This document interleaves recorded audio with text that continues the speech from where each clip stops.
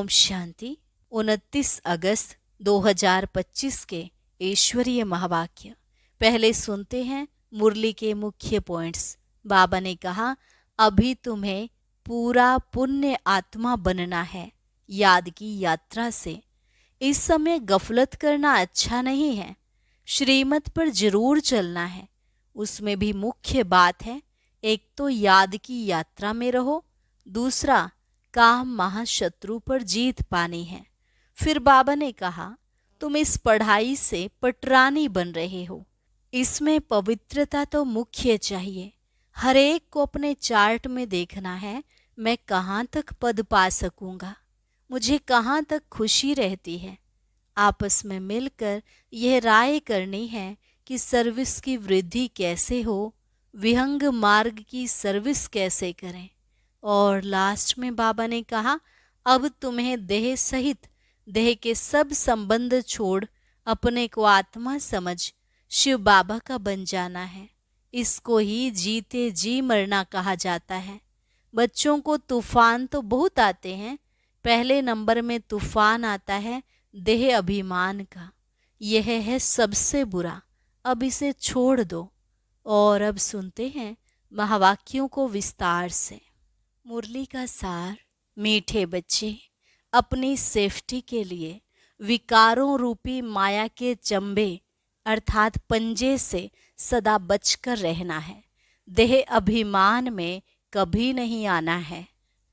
प्रश्न, पुण्य आत्मा बनने के लिए बाप सभी बच्चों को कौन सी मुख्य शिक्षा देते हैं?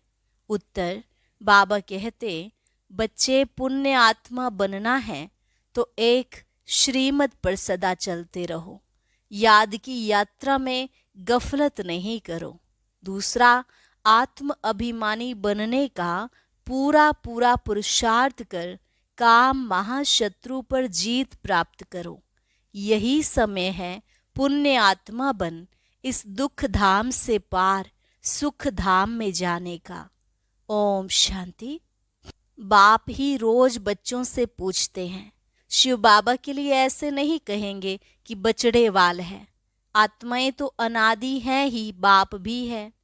इस समय जबकि बाप और दादा दोनों हैं, तभी बच्चों की संभाल करनी होती है। कितने बच्चे हैं जिनकी संभाल करनी होती है। एक एक का पोता मेल रखना होता है। जैसे लौकिक बाप को भी फुर्ना रहता है ना, समझते हैं हमारा बच्चा भी इस ब्राह्मण कुल में आ जाए तो अच्छा है, हमारे बच्चे भी पवित्र बन पवित्र दुनिया में चले, कहाँ इस पुराने माया के नाले में बह ना जाए। बेहद के बाप को बच्चों का फुर्ना रहता है। कितने सेंटर्स हैं, किस बच्चे को कहाँ भेजना है जो सेफ्टी में रहें। आजकल सेफ्टी भी मुश्किल है, दुनिया में कोई भी सेफ्टी नहीं है। स्वर्ग में तो हर एक की सेफ्टी है, यहाँ कोई की सेफ्टी नहीं है। कहाँ न कहाँ विकारों रूपी माया के चंबे में फंस पड़ते हैं। अभी तुम आत्माओं को यहाँ पढ़ाई मिल रही है, सत्य का संग भी यहाँ है। यहाँ ही दुख धाम से पार सुख धाम में जाना है। अब बच्चों को पता पड़ा है दुख धाम क्या है, सुख धाम क्या है। बरोबर अभी दुख धाम है। हमने पाप बहुत किए हैं और वहाँ पुण्य आत्माएं ही रहती हैं। हमको अभी पुण्य आत्मा बनना है। अभी तुम हर एक अपने 84 जन्मों की हिस्ट्री ज्योग्राफी जान गए हो। दुनिया में कोई भी 84 जन्मों की हिस्ट्री ज्योग्राफी नहीं जानते। अभी बाप ने आकर सारी जीवन कहानी समझाई है। अभी तुम जानते हो हमें पूरा पुण्य आत्मा बनना है याद की यात्रा से। इसमें ही बहुत धोखा खाते हैं गफलत करने से। बाप कहते हैं, इस समय गफलत अच्छी नहीं है, श्रीमत पर चलना है। उसमें भी मुख्य बात कहते हैं, एक तो याद की यात्रा में रहो, दूसरा काम महाशत्रु पर जीत पानी है। बाप को सब पुकारते हैं क्योंकि उनसे शांति और सुख का वर्षा मिलता है आत्माओं को। आगे देह अभिमानी थे तो कुछ पता नहीं पड़ता था, अभी बच्चों को आत्म अभिमानी बनाया जाता है। नए को पहले पहले एक हद के, दूसरा बेहद के बाप का परिचय देना है। बेहद के बाप से स्वर्ग बहिष्ठ नसीब होता है। हद के बाप से दोजख नरक नसीब होता है। बच्चा जब बालिग बनता है तो प्रॉपर्टी का हकदार बनता है।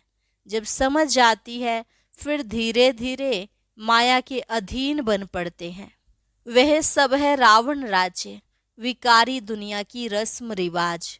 अभी तुम बच्चे जानते हो यह दुनिया बदल रही है। इस पुरानी दुनिया का परिवर्तन हो रहा है। एक गीता में ही विनाश का वर्णन है और कोई शास्त्र में महाभारत महाभारी लड़ाई का वर्णन नहीं है। गीता का है ही यह पुरुषोत्तम संगम युग। गीता का युग माना आदि सनातन देवी देवता धर्म की स्थापना।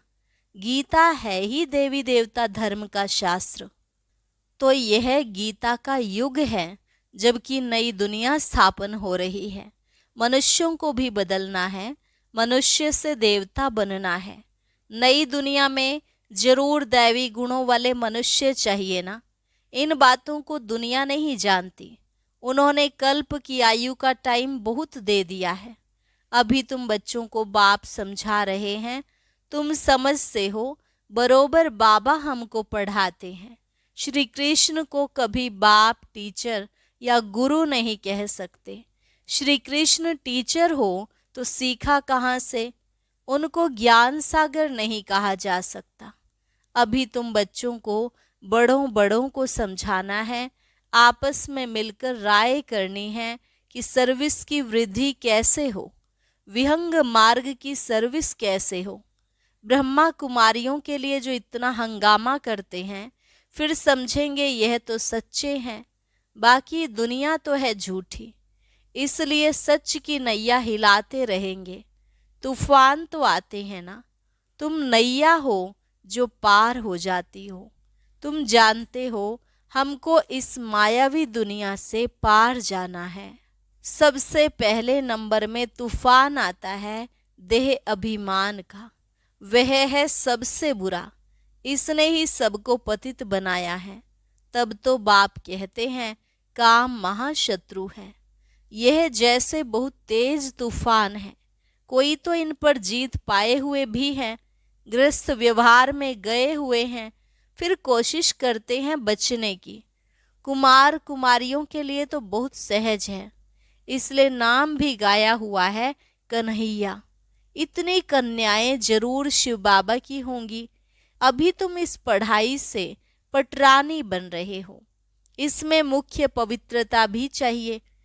अपने आप को देखना है कि याद का चार्ट ठीक है। बाबा के पास कोई का 5 घंटे का, कोई का 2-3 घंटे का भी चार्ट आता है। कोई तो अर्जुन लिखते ही नहीं है, बहुत कम याद करते हैं। सबकी यात्रा एक रस हो न सके।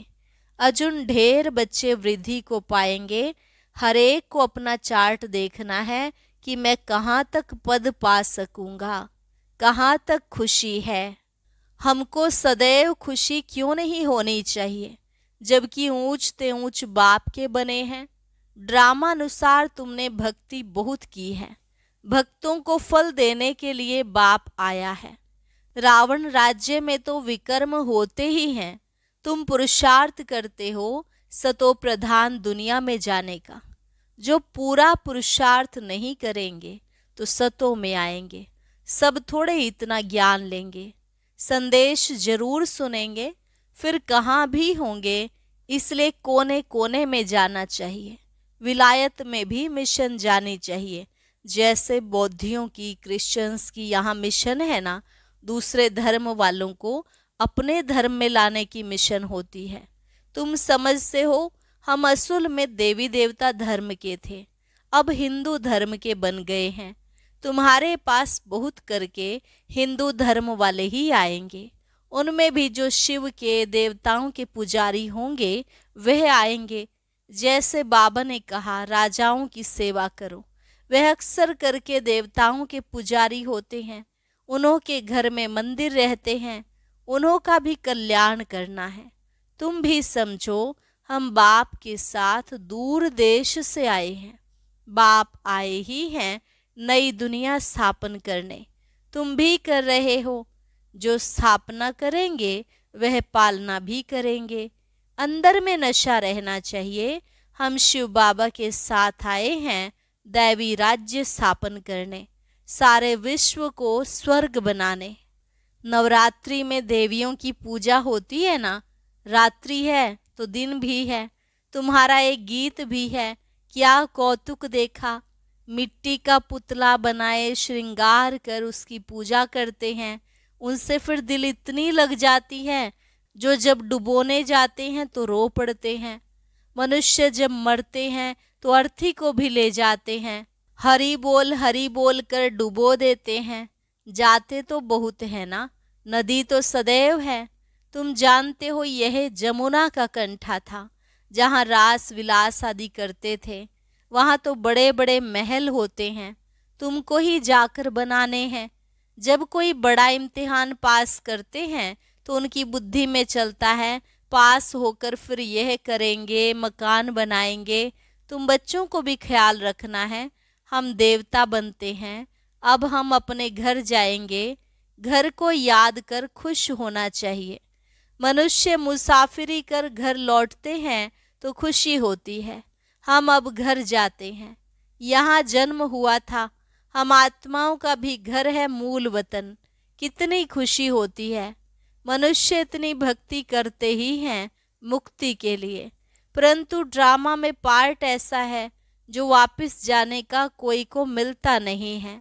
तुम जानते हो, उन्हों को आधा कल्प पार्ट जरूर बजाना है। हमारे अब 84 जन्म पूरे होते हैं।